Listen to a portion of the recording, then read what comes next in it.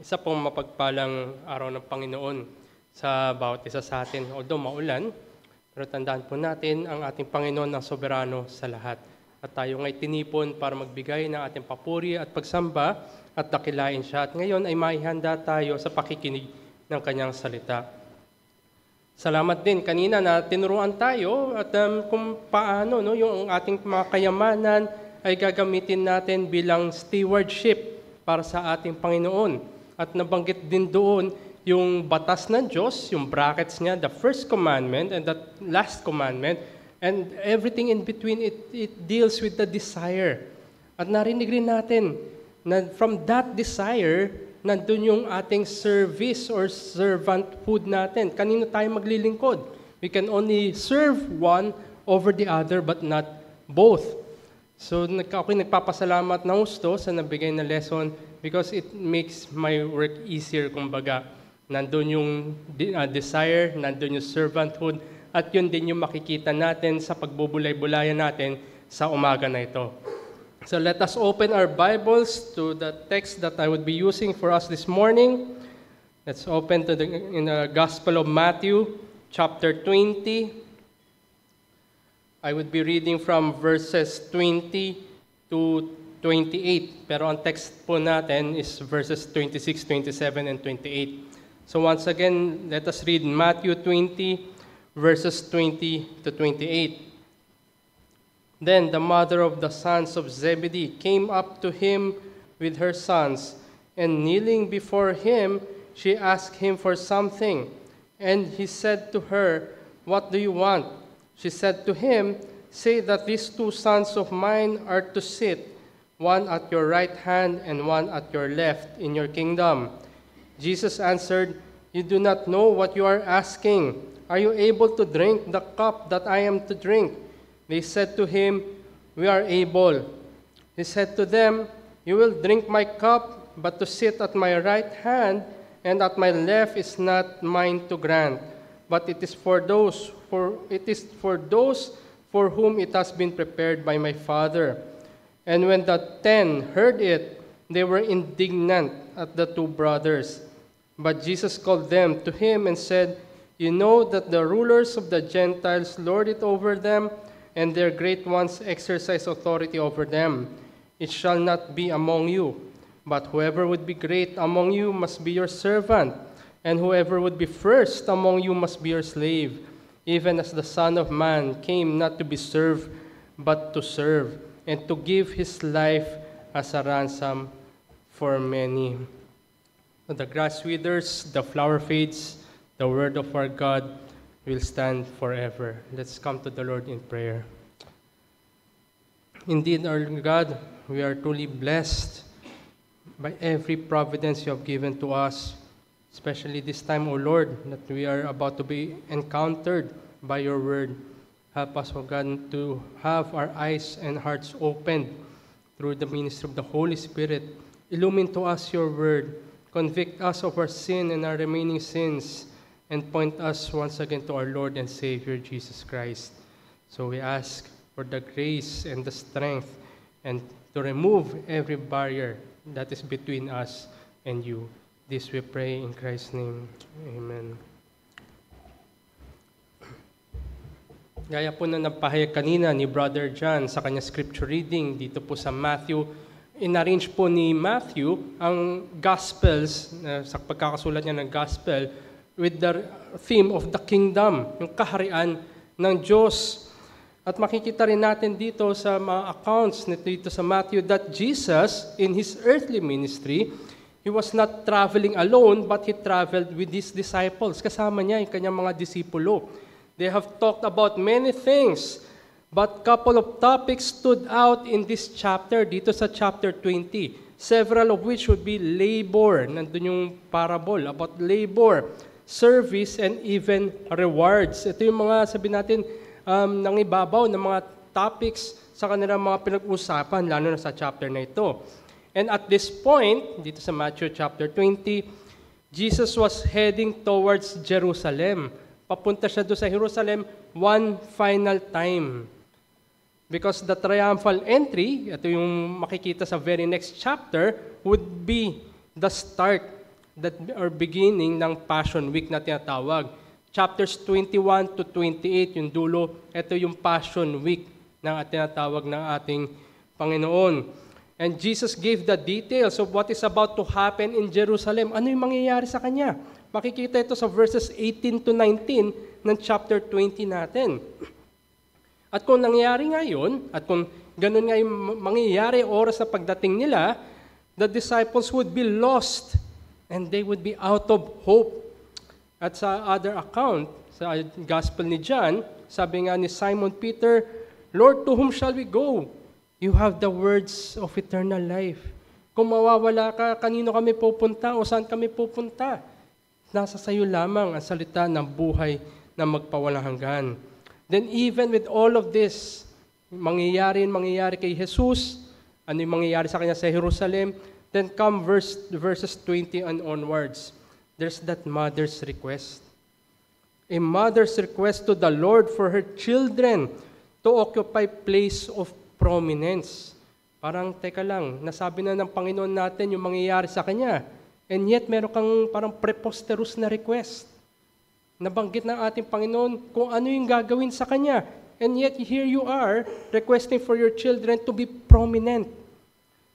And at some point, the woman leaves to Jesus the liberty to choose who between the two sits either on the left or on the right. Parang binalato pa niya sa ating Panginoon. Ikaw na bahala, Panginoon, sino yung upo sa kaliwa sa kasakanan, basta umupo sila dyan. Parang ganito yung dating ng request ng nanay na ito. And the other 10 disciples became indignant, feeling annoyed, angered, aggrieved by the action and motives of the two. Kaya makita natin, nandun na kagad na ugat, galit, nagkaroon siguro ng inggitan, agrabyado yung 10. Bakit yung 2 merong ganoon? The backdrop of what is about to come, ito yung Passion Week, is overshadowed by a request to be most willing to be great. Nandoon. Na-overshadow, natakpan. Although sinabi ng ating Panginoon yung mangyayari sa Kanya, parang natabunan yun dahil sa nangyari na ito. And my message for us, once again, we'll be focusing on verses 26, 27, and 28 this morning. My message for us this morning, true servants for the kingdom must be unwilling to be great, but most willing to serve. Ang totoong maglilingkod para sa kaharian ng Diyos ay hindi handang maging mataas, kundi pinakahanda upang maglingkod. They must be unwilling to be great, but most willing to serve. Ginamit ko po yung highest degree sa comparison. Sa ating lengguwahe, sa grammar, there are 3 degrees of comparison in English grammar. Nandun yung positive, nandun yung comparative, and superlative. Halimbawa na lamang, great is the positive degree in its base form. It is not comparing between 2 entities. Walang greater, walang lesser. Pag great lang, lantay lang yan. Hindi yan pahambing, hindi yan pasukdol. And not even compared among all entities. Because once we compare amongst all, greatest yung gagamitin. Great is without any comparison at all. But, I have said, most willing to serve. Most willing means ready or eager to do something more than others. It is in the superlative degree. Sa makatwid ang aking sinasabi, ang bawat lingkod sa kaharian ng Diyos ay hindi sila mag-aasam na maging mataas, pero sila dapat yung nakikitang handang maglingkod. Most willing to serve. And no wonder many are running for offices, which necessitates willingness to serve. However, their servanthood is characterized by unwilling to serve, but most willing to be great. Ito yung nakikita natin, lalo na sa panahon natin ngayon. Hindi pa nga nakakabawi yung bayan natin sa nagdaan na bagyo. Meron na naman. At mapag-usapan na naman yung mga proyekto na yan. Mapag-usapan na naman yung mga politiko na yan. Ang daming gustong tumakbo sa politika na isang opisina ng paglilingkod.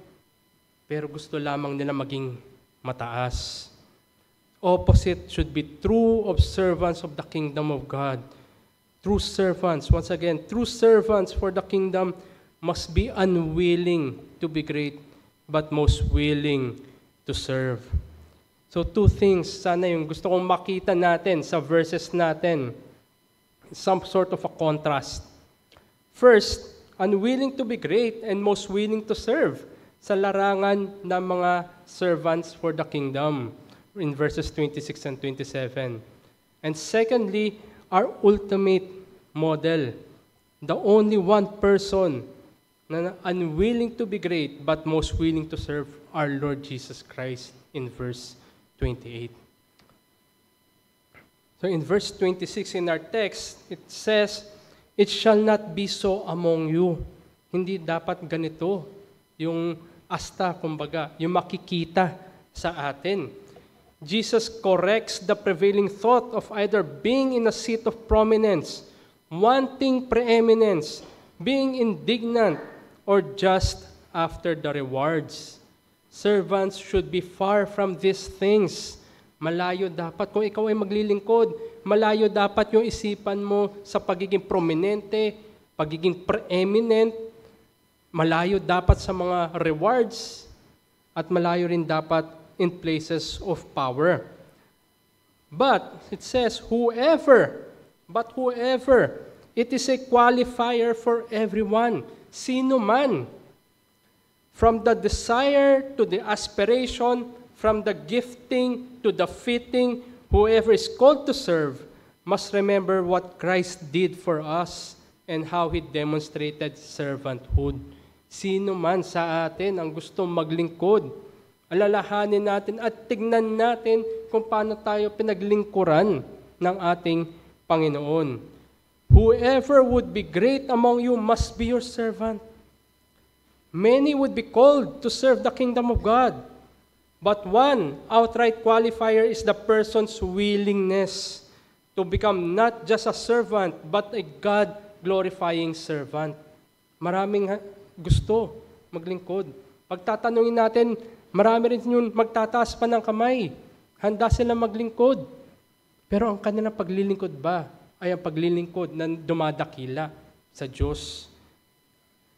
Characterized by God-glorifying servanthood.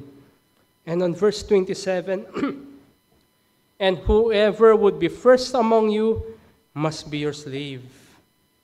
Parang ang hirap. Mangunguna ka, pero ikaw yung mahuhuli. Aiming to be first, but willing to be last. Matetest yung ating naisin maglingkod. Kung ang gusto natin sa paglilingkod, tayo lamang yung mauna, hindi tayo papahuli. Pero kung ating paglilingkod ay para luwalhatiin ng Diyos, hindi na balik kung ako yung pinakamababa. As long as God is glorified. That is why, brethren, the correct measure of life is not of our service rendered or even yung potential service natin. Hindi yan yung sukatan ng buhay, but our love for Christ. Lalo na sinasabi natin na tayo'y binago ng Diyos, that we are Christians, that we are redeemed sinners. Do we love our Lord? Bago ka mag-isip na magsilbi, bago ka mag-isip to serve, do you love Jesus Christ? Love for Christ motivates us to serve Him.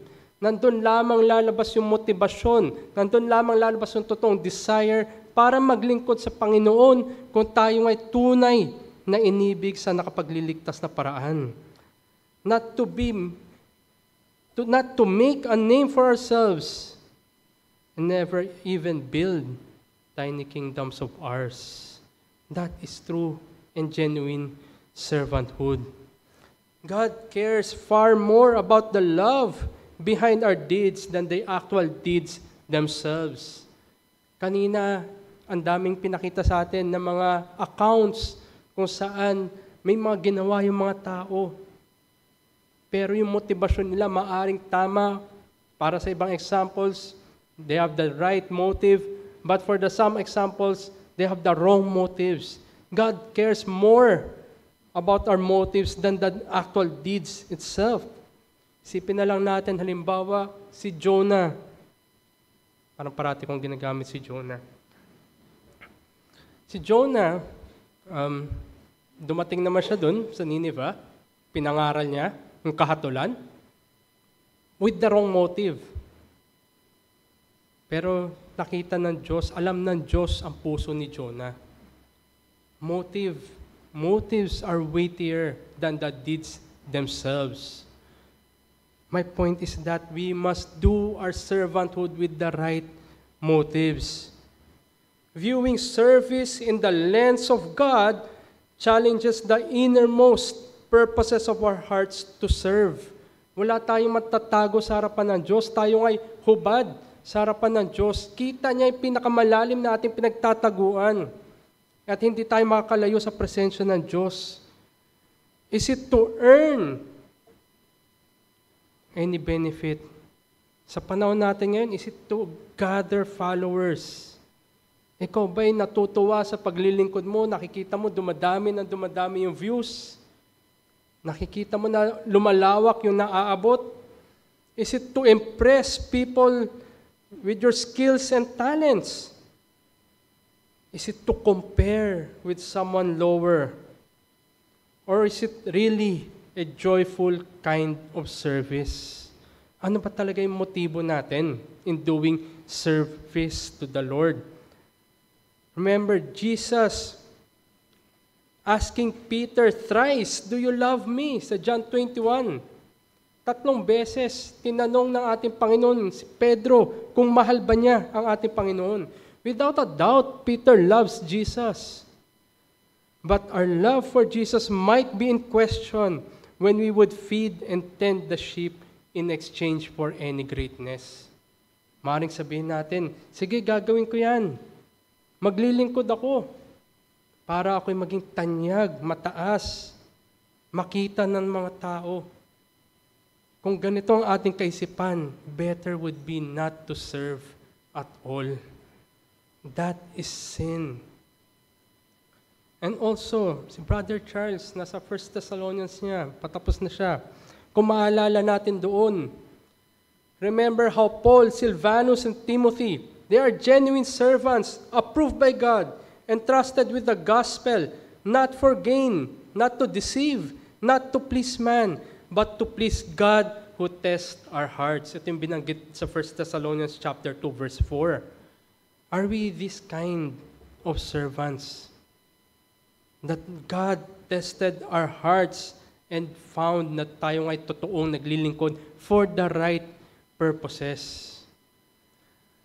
Are we aiming to please God? Are we aiming to glorify God? Or are we aiming to please people and get the glory for ourselves? Kaya mahamon tayo mga kapatid. What is the ultimate goal of our ministry or our life of proclaiming the gospel? Are we consumed with a ministry primarily for selfish advantages? But let us be known, nothing but redeemed servants for our Redeemer. Nawa yun doon tayo makilala. Hindi para maging mataas, kundi tayo makilala higit sa lahat na isang makasalanan tinubos ng Diyos. Dinala niya sa kanyang kaharian, ginawang kapaki-pakinabang para sa layunin ng kaluwalhatian. Nawa, ganito yung makita sa atin. Hindi yung magiging mataas. Hindi makikilala tayo dahil sa ating angking talino, sa ating galing na magsalita. Hindi sa magaling tayo makaisip ng mga ilustrasyon. Kundi makilala tayo bilang nagagamit ng mahusay para sa kaharian. We can so often serve out of a wrong view of God or wrong view of the people of God. Many think they serve to win God's favor, while others serve to be seen and praised by men. Naglipa na sa panahon natin.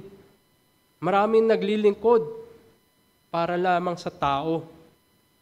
Maraming naglilingkod para purihin ng mga tao, both of which are wrong. But we must serve cheerfully. At nandun din, kagaya ng Apostol Pablo, Kung maalalahanin natin sa Philippians, siya nandun sa kulungan. But nonetheless, puno, ganap yung kanyang kalagayahan sapagkat ang Diyos ay ang kanyang kasapatan. Nawa, ganun din yung makita sa ating paglilingkod. And Charles Spurgeon said of this, "He who does not serve God where he is would not serve God anywhere else." Kung hindi ka handang maglingkod para sa kaharian ng Diyos, kung saan ka man nilagay, ay hindi ka magiging handang maglingkod sa Diyos saan ka man niya ilalagay. Kaya matagpuan tayo, saan man tayo nilagay mga kapatid, dito man, sa ibang lugar man, sa ibang pagkakataon man, paglingkuran natin na may katapatan ang ating Panginoon. And by way of a warning, being labeled as a man of God necessitates sincere desire to be a servant of God and of servant to the kingdom of God. Kaya nga meron binigay na babala si Santiago, James chapter 3, not many should be teachers, sapagkat nakikita natin at alam natin, many are not genuine servants at all. Yung iba nga, hindi pa masyadong lantad. Pag nahirapan na, o pag wala yung convenience, hindi na maglilingkod. Many should not be teachers at all. Many flaunt success of ministry in terms of numerical growth, horizontally in the membership and vertically in the organization charts or hierarchies. Ganito sinusukat ng mundo ang successful ministry. Horizontally sa dami, vertically sa haba o sa taas ng ladder. If we are that person who wants people to report to us or take orders from us, maybe that is a self-serving rule. Naway makita sa atin that we aim to serve God, not ourselves. So why we would seek glory from men when we had the greatest glory anyone could have? Our Lord and Jesus Christ, our hope of glory. Gaya na nabanggit kaninang illustration. Si King Tut, iniwan niya lahat dito. Oo, matingkad pa rin. Pero walang umabot na kaluwalhatian. But on the other hand, Jim Elliot, wala man siya nadala na anumang kumikinang, pero nakikita niya harap-harapan ang kaluwalhatian. Nawa ito rin yung makita sa atin, mga kapatid. We have that hope. We have that greatest glory. Not moth can take away, not even thieves can break. Walang anuman na makakatanggal nun sapagkat tayo nga'y nasa kaharian na ng Diyos.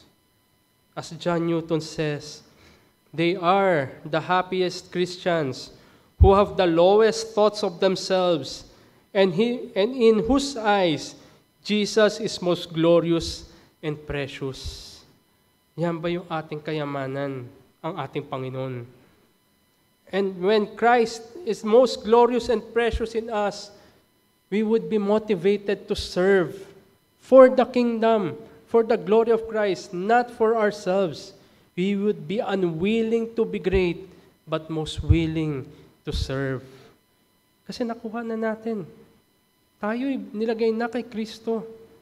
Ano pa ba yung pwedeng mawala sa atin? Mawawala pa ba yung pagiging pangarap mo maging mataas? Kung nandun pa rin, maaring nga baka wala ka pa sa kaharian. No greater than Christ Himself. And again, another challenge for us, lalo na sa mga nagtuturo, nangangaral, including me, myself. If it is for greatness' sake, at the expense of willingness, please do consider serving less starting today. Consider serving less. Less about us, our prominence, to be widely known, to be seen as important, always be noticeable. Less about us, our preeminence in surpassing others with that sense of superiority. Tandaan natin, it is the kingdom of God. Christ is the King of kings and Lord of lords. He is sovereign. Let us not think that our service, regardless of the quality and quantity, are the pillars of His church. Christ gave His life para sa Kanyang bride. Hindi tayo yung namatay para sa iglesia. Kaya wag nating isipin that any ministry stand and falls on us. That is not servanthood. Sabi nga ni John the Baptist na dapat parating pinalalahanan ng lahat ng mga ngaral, we must decrease and He must increase. Less of us and more of our King. Less and less and less of us. Also consider our readiness to serve in both substance and motive. Lack of equipping can lead to negative outcomes, including doctrinal errors, leadership deficiencies, high burnout rates, and detrimental to the spiritual growth, not only for ourselves, but also for the brethren. Right reasons are also necessary for service. Ministries like teaching and preaching requires stage presence. Tama lang naman. It requires stage presence dahil nandito sa harapan at nangangaral. Pero kung ang motibasyon natin is to be always present on the stage, that is, once again, not genuine servanthood. That is why we must ask ourselves, brethren, ano ba yung motibasyon natin? Tandaan natin, substance of our ministries plus the motive of doing service, yun dapat yung makita sa mga servants of the kingdom. It is our aim to have that correct substance and that right motive. Anything less would be lacking, but both wrong would be devastating to the ministry. As Charles Spurgeon again once said, kaya nabanggit ko kanina to consider serving less starting today. Sir Spurgeon says, no man can serve God by doing things tomorrow. Kung ang tawag sa atin na maglingkod ay bawasan natin paglilingkod ng ating sarili sa araw na ito, that maybe is our service to God. Bawasan ang ating sarili. But also, again, another warning, having excessive interest in the rewards is not for the laborer of the kingdom. Wala pong KRAs o yung Key Responsibility Areas. Wala pong KPIs, Key Performance Index. Wala rin pong incentive schemes sa ministry. Ministry po ito. It is for the kingdom of God, for the souls of the lost, for the glory of Christ. Wala po tayong hinahabol na other material gain dito. Bernard of Clairvaux says, if we demand a reward to obey God, we love the reward than God. Nawa hindi tayo matagpuan na nakatingin tayo, nakafocus tayo sa mga bagay na pwede natin makuha because at the expense or tinatago natin bilang ministry. Sinasabi natin na tayo naglilingkod sa Diyos. But at the back of it, gusto lamang pala natin ano man yung reward na meron. Reward na makukuha mo bilang mataas, reward na makukuha mo bilang tinitingala na marami, reward na nakukuha mo mula sa palakpak ng tao. Consider serving less today. But we might ask, sino nga ba talaga yung unwilling to be great but most willing to serve? Wala naman talaga sa mga disciples. Kung tayo magiging honest lang sa ating sarili. But thank God, our Lord and Savior demonstrated to us what true servanthood is. Sapagkat ang ating Panginoon, si Jesucristo, siya lamang Yung unwilling to be great, but most willing to serve. Pinakita niya, although at this time, dito sa Matthew chapter 20, ay hindi pa nangyayari. Sinabi pa lang niya kung ano yung mangyayari. But we can look back and said, truly indeed, our Lord is the servant, is the greatest of all.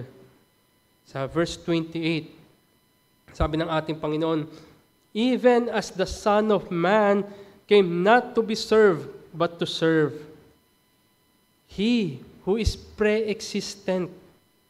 Existent na ang ating Panginoon bago pa ng time na ito. He who is preeminent, surpassing others. He who is prominent in importance.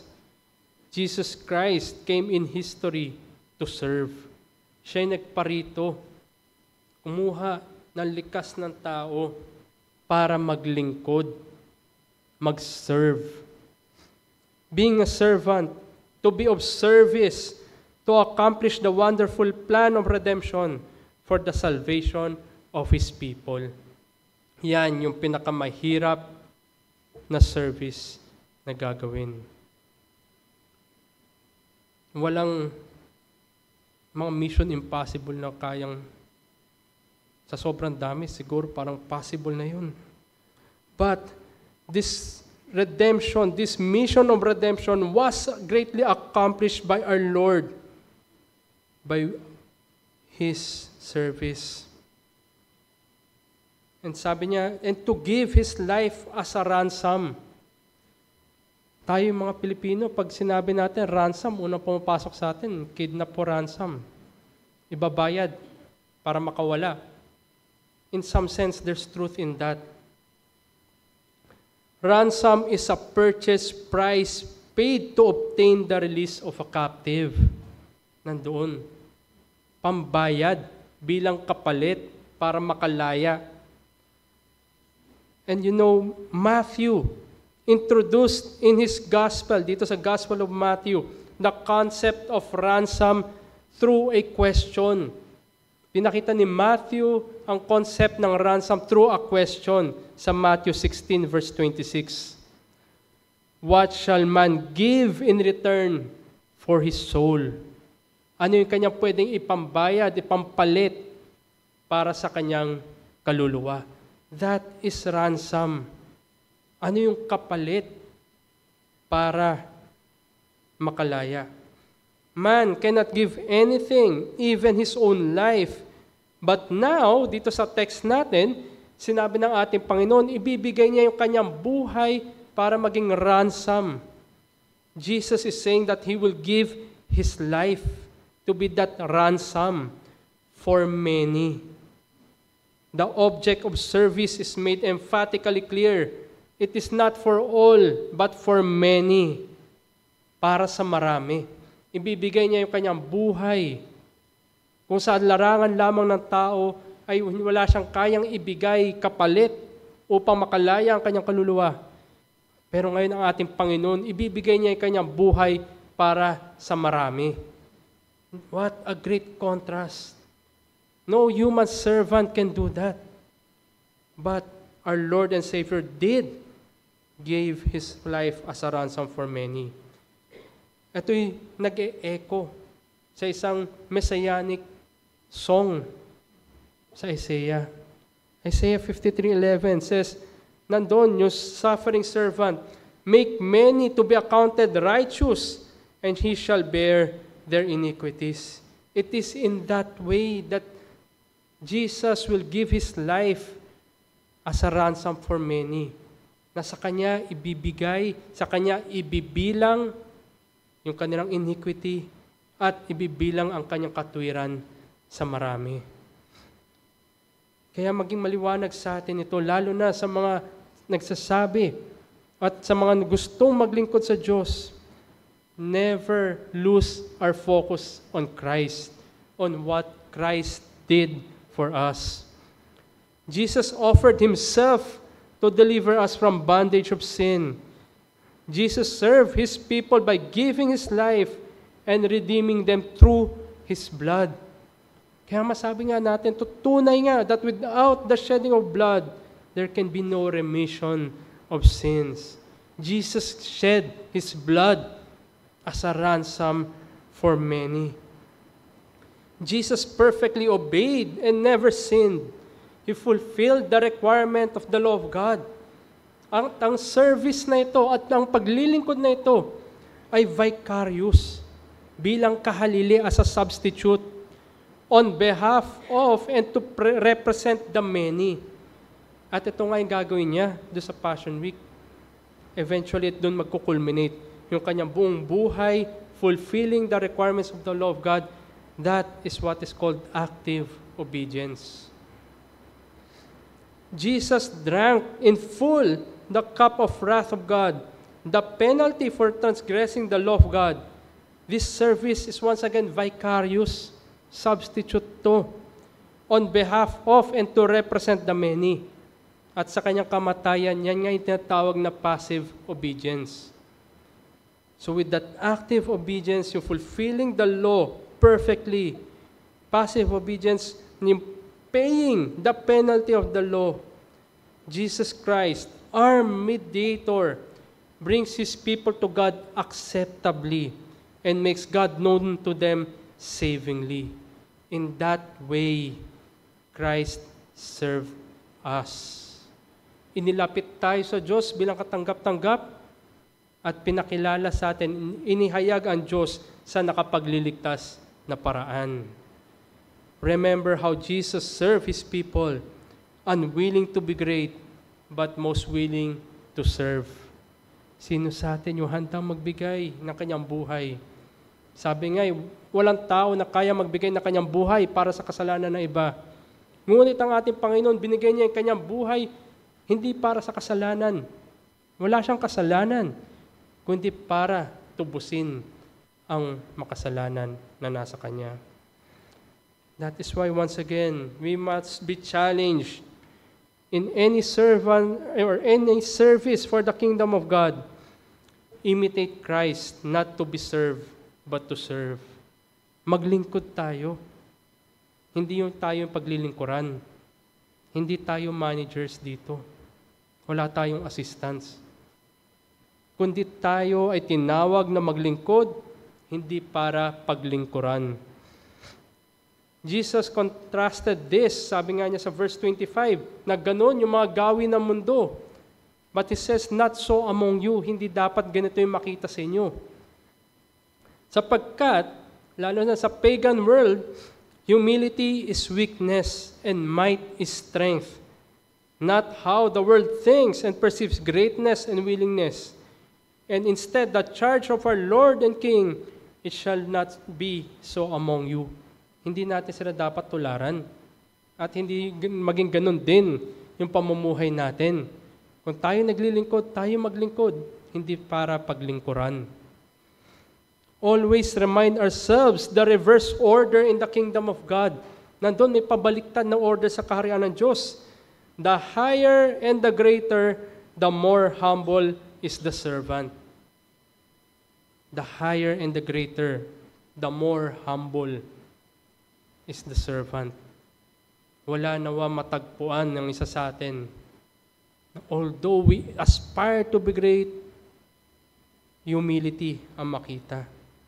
Greatness is found in putting others first above our own selves.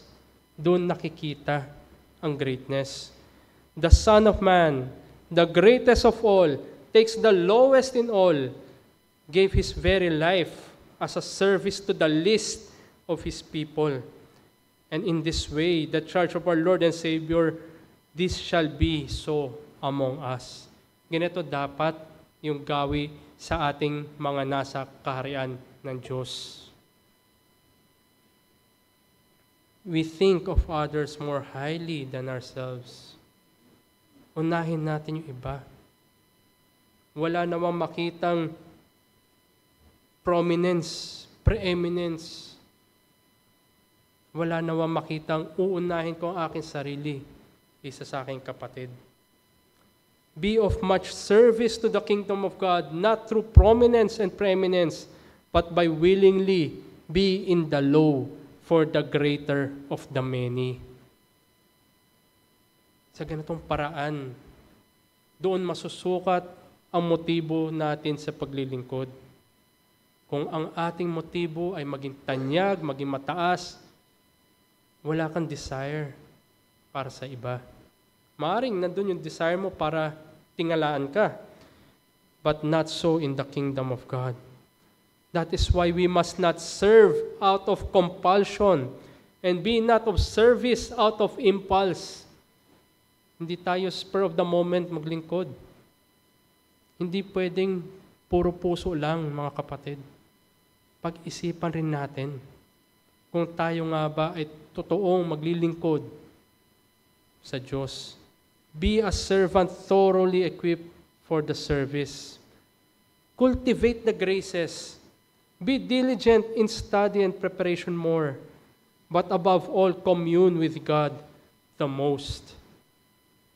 Sapagkat kung hindi natin inihanda ang ating sarili sa paglilingkod, through the means of grace, yung ating diligence in study and preparation, yung ating daily communion with God. Sabi nga sa Romans chapter 10 verse 2, "For I bear them witness that they have a zeal for God, but not according to knowledge." Meron silang zeal. Nag-aapoy pa siguro, handang-handa, but not according to knowledge. John Calvin says of that, "Zeal without doctrine is like a sword in the hands of lunatic."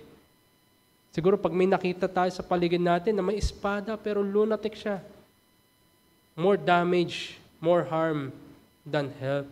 Kaya hindi rin nawa tayo matagpuan na ganito. But true servanthood for the kingdom of God necessitates study, preparation, communion with God. And by way of conclusion, if we are those willing servants of Christ and His kingdom, let us regularly, habitually, and consistently serve with the best of our abilities for the highest of motives, to glorify God and to enjoy Him forever. Yun lamang ang motibasyon natin. Walang iba, walang side quest, walang side story, kundi ang ating motibasyon is to glorify God and enjoy Him forever. May we be that servant whose heart is motivated by the love of God, whose hands are geared towards serving others, and would seek the lost for His kingdom. May we be that servant who is not waiting for the opportunity, but seeing the opportunity in everything. Kung ididilat lamang natin yung ating mga mata, ang daming opportunity to serve the kingdom of God. Let us serve our Lord by our service in the kingdom. True servanthood serves by example, never demanding others to be servant, to render service he himself is unwilling to do. True servanthood does not seek greatness for himself, but most willingly for the good of others. God is not deceived by the hands that perform, whose hearts and thoughts are very distant from Him. Hindi natin maluloko ang ating Diyos. Sabi nga sa 1 Samuel 16, verse 7, "For the Lord sees not as man sees. Man looks on the outward appearance, but the Lord looks on the heart." Hindi tayo makapagtago ng mga motibo natin. At wag nawa umabot pa sa huling araw, sa korte ng Diyos, sa harapan ng ating Panginoon, nandun pa ihahayag kung ano yung totoong motibo natin sa paglilingkod. In the cover of service for the kingdom, ang makikita ay kasalanan, kasalanan, at kasalanan. At kung ikaw ay wala pa kay Kristo, wala pa sa kaharian ng Diyos, magpasalamat ka. Thank God for Jesus Christ who came to serve and not to be served. His mediatorial work for His people gives them full assurance of the application of redemption. Merong katiyakan ang lahat na na kay Kristo sapagkat meron ng gumanap ng kanilang katubusan. Ngunit kung ikaw ay wala pa kay Kristo, saan ka pupunta? Saan ka hahanap ng gagawa ng katubusan mo? Wala kang kayang ibigay kahit ang iyong buhay para sa iyong kaluluwa. Wala kang kayang ipambayad sa iyong kasalanan, nakahatulan lamang ang naghihintay. Do not shun the only ransom for our souls, the one who satisfies the requirements of the law and suffered the penalty of the law. Do not turn away from the truths of the gospel. Come to Jesus in repentance and faith. If it is greatness you seek, maaaring makita mo yan dito sa mundo. You can be a great person. Great for whatever means or whatever that would be. Greatness at any cost, at the expense of your body and soul in eternal condemnation. Magpasalamat ka at nakakapakinig ka pa rin ng Ebanghelyo. Magpasalamat ka at tinuturo ka pa rin pabalik kay Kristo na siyang gumawa ng mga bagay na iyan. Nang sa ganun, ay kayo tinatawag para magsisi at manampalataya. Kaysa sa huling araw, gaya ni King Tut, gaano man ka-great ang meron ka sa mata ng tao, o nakasulat pa sa talaan na kasaysayan, ano man ang meron ka sa mundo na ito, kwento na lang yan. Ikaw ay haharap sa kahatulan na magpawalang hanggan. Come to Jesus and be saved and be forgiven of your sins. Ang ating Panginoon, kung siya nga mismo, unwilling to be great. Sinabi nga niya, not a thing to be grasped, bagamat siya'y Diyos. Pero siya'y nagpakababa para itaas, hindi lamang ang kanyang sarili, kundi lahat ng mga nasa kanya ay dadalhin rin niya kung nasaan siya. That is truly the essence of redemption. Bringing us near to God, savingly and acceptably.